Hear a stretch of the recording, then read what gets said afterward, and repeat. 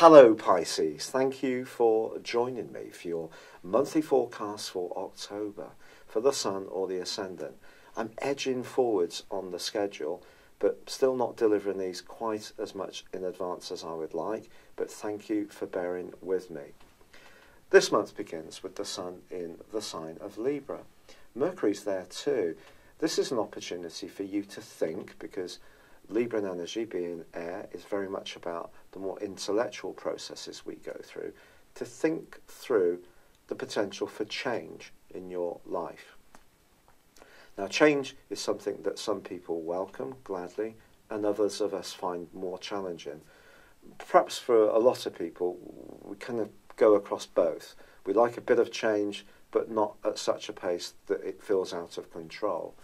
But I think you will be thinking about life beneath the surface, particularly in the first 9 days, because Mercury in the 8th house sees you much more concerned with what people mean rather than what they say. So a more penetrating insight can come through Mercury's journey in the first third of this month for you.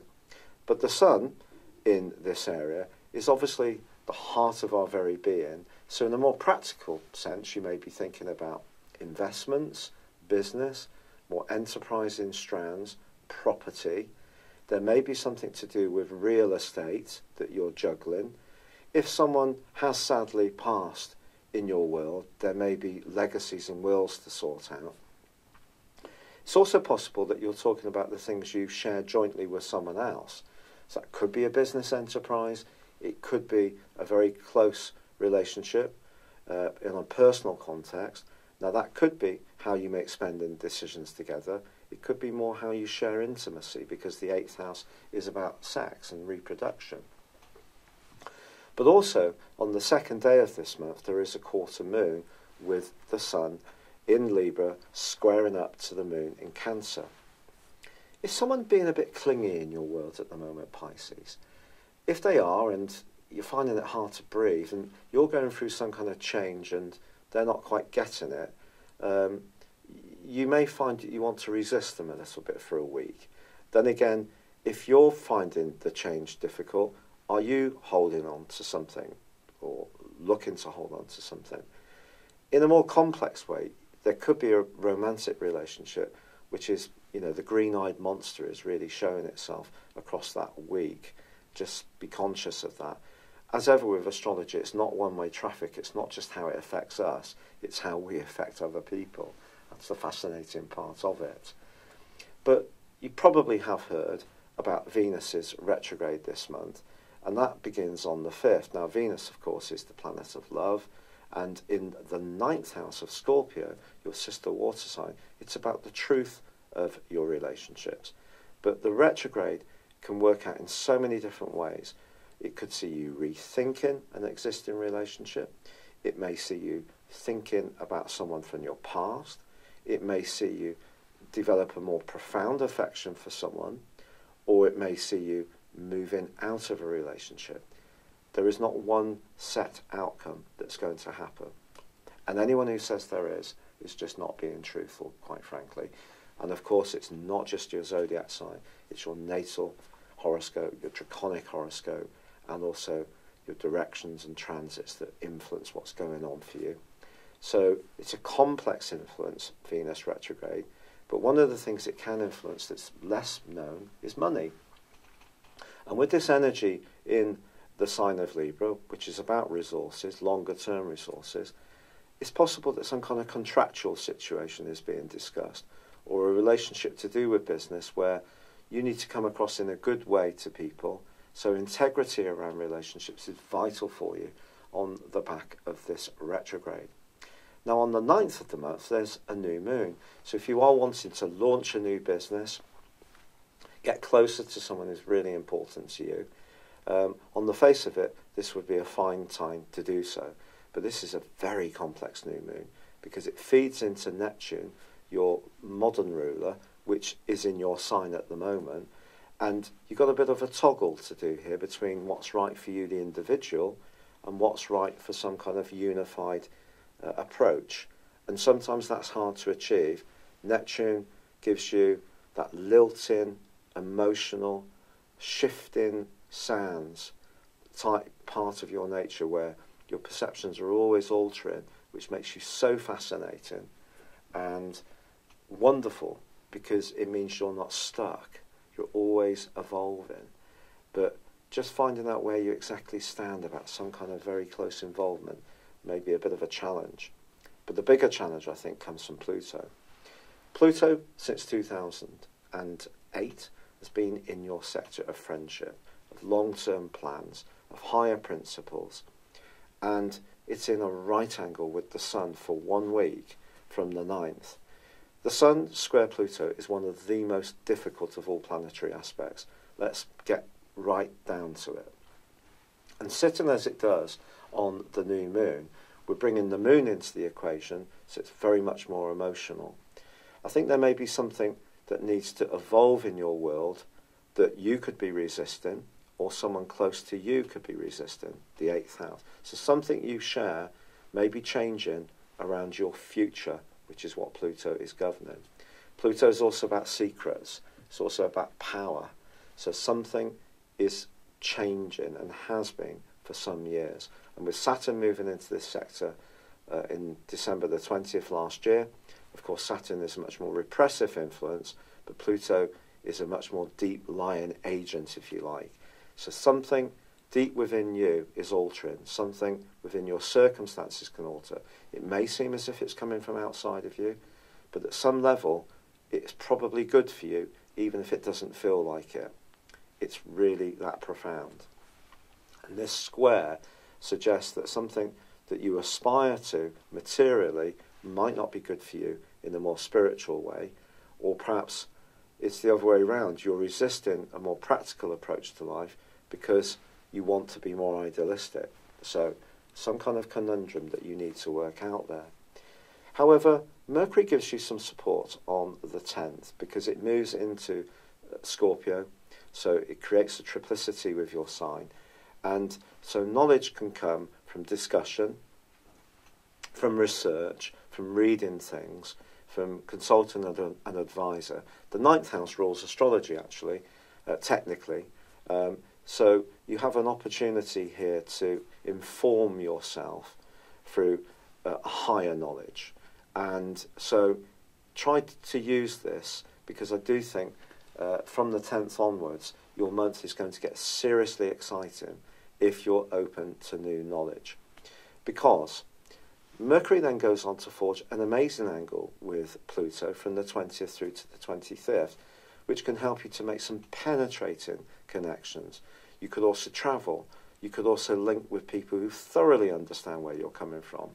But there is a quarter moon on the 16th in Capricorn, so in the 11th house. So once more, this potential for politics around groups or a close involvement is repeated, but just in a different way from the quarter moon of the 2nd. But I think Mercury is going to help you to make sense of it all. And then the Sun moves into Scorpio on the 23rd. And this is really going to be a critical phase of this month, because however much we talk about Venus's retrograde, it's when its rewind meets with the Sun, which occurs around about the 23rd, 24th, that you have a conjunction there which is so potent, because the pair are going to be in opposition with Uranus. Now, I haven't mentioned Uranus so far, but Uranus, of course, was squaring up with Mars from the middle of May through to the end of last month. Now, fortunately, that's come to a close.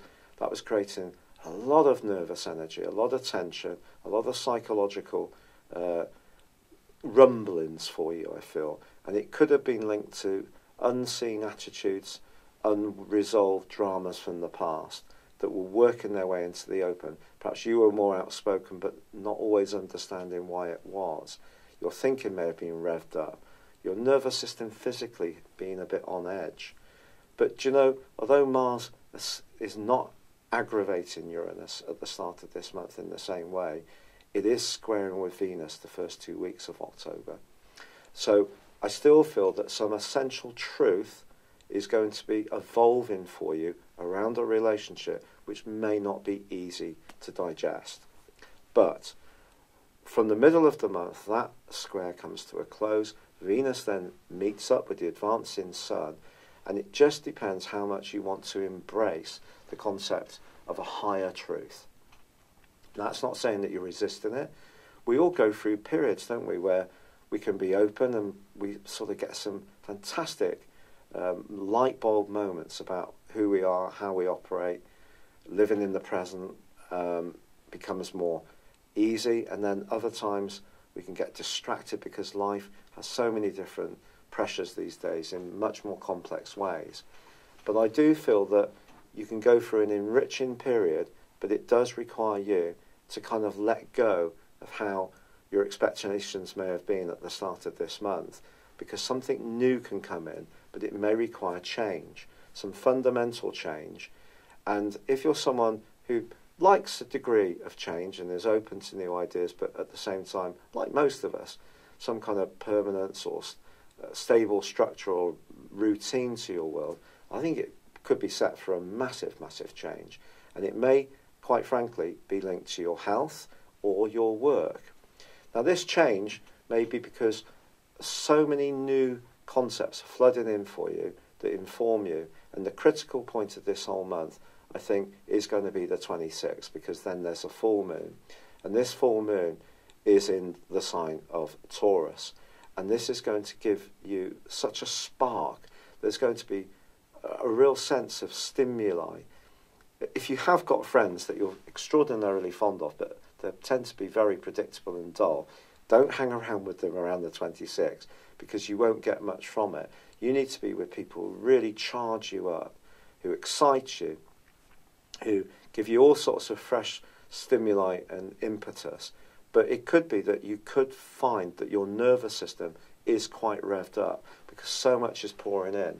The chance to suddenly travel, to go on a course, to have your voice on local radio or in local newspaper, to, if you have a blog, to say something that attracts a lot of interest. You may find that you're much more outspoken in a way which is very liberating, even if you know it's going to rock the boat. But some kind of crescendo is going to be reached on the back of that full moon. And part of this comes from the fact that there is a grand fixed cross that's going to be activated around about that time, from the 23rd to the 26th, which is going on between the North Node, the point of destiny in Leo, which has been since May 2017, activating your health sector and also work, but also the more psychological sector of your world has been activated by the South Node, which is to do with karma. And all this comes up to a boil at this point. Because it's fixed, we can try to resist it, but the way it's manifesting in your horoscope suggests change. So the more you try to resist it, the greater the pressure will be, I feel. So it's kind of like embracing the Jupiterian traditional rulership of your sign, which is about optimism, and it's about knowledge, and it's about confidence, it's about faith, it's about spirituality, whether in a modern context or a more traditional religious context, that something evolves for a reason. It's karma. Your sign is all about the accumulation of all the knowledge and the energies of the other 11 zodiac signs. That gives you a huge gift, and that gift of knowledge can really be activated at the end of this month. But it could mean that some ways that you've been need to change, need to be updated, need to be shook up. So it's a bit like getting the Tower card in tarot. If you like tarot and you get the Tower card, it's always a bit of a foreboding card to get, isn't it? It's almost like things are shook up where we don't necessarily have full control. But very often something very good follows after the tarot, after the Tower. You're coming into the sunlight of your knowledge and your ability to shift, to not be fixed. So if anyone can deal with this fixed grand cross, well, it's going to be you. And because of that conjunction between the Sun and Venus, so Venus may be retrograde, but it's given you the opportunity to rethink your knowledge around relationships. So you need relationships that are based on truth. That's the bottom line. And the most important relationship we ever have in life is with ourselves. So it's a very profound month, I feel, Pisces, packed full of opportunities. Yes, there may still be some things to do with the past, that you're evolving through, coming to terms with. But there's so much excitement building up to burst out, to revitalise your world in a much more exciting, stimulating, spontaneous and knowledgeable way. Wow. I wish you so much good luck with it. I'm still battling away with the rheumatoid arthritis. I'm so grateful for all the kind suggestions and lovely comments that I've had. I've embraced an enormous amount of natural approaches. At the moment, it's not preventing the rheumatoid arthritis. The consultant thinks I've got a very aggressive form of it, but obviously I'm trying to do everything to bring the inflammation down in my system. But I'm so grateful for your support. I hope you have a lovely October. Thank you so much for joining me. I'd love it if you would comment or like this video, or if you've yet to do so, please do subscribe to this channel. But for now, good luck and goodbye. Hello, thank you so much for watching my video. I'd love you to join me at my Horoscope Ace app. You can find this at www.horoscope-ace.com. You can use it through Android, iOS, Apple or Facebook. Check out your ascendant or your moon sign, or download your free birth chart. There's all your favourite videos, plus there are daily, weekly, monthly and yearly horoscopes for general, love, Chinese and Indian astrology. If your passion is tarot, there's my brilliant 3-card money or love tarot readings too. And it's all there at www.horoscope-ace.com. Thank you.